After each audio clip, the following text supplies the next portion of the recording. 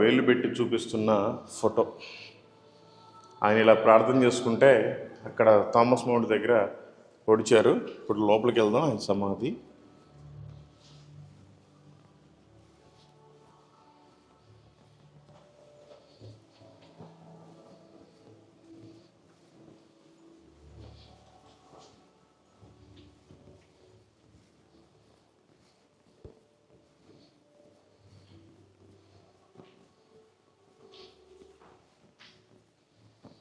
చూసారు కదా, the tomb of Saint Thomas సమాధి. ఇక్కడ పెట్టారు యాక్చువల్గా సమాధి. ఇక్కడ పెడితే వాళ్ళు రోమ్కి తీసుకొని వెళ్ళిపోయారు, ఇటలీకి.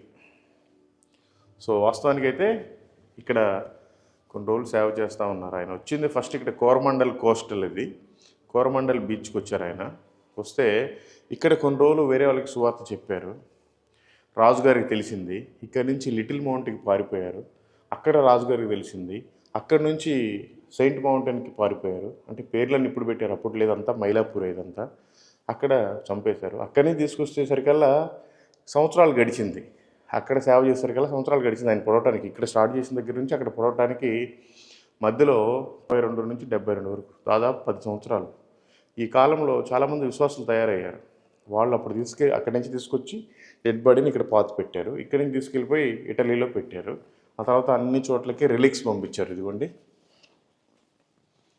ఆయన బొట్టన వేల్లో ఒక చిన్న స్కిన్ అనమాట ఆయన బాడీ, అది ఆయన రిలిక్.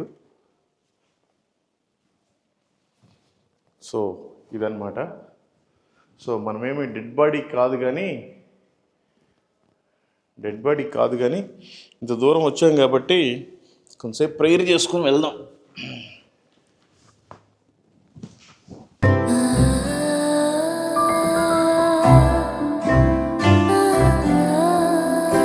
ఎన్నో మారులు నిన్ను దుఃఖపరిచానయ్యా,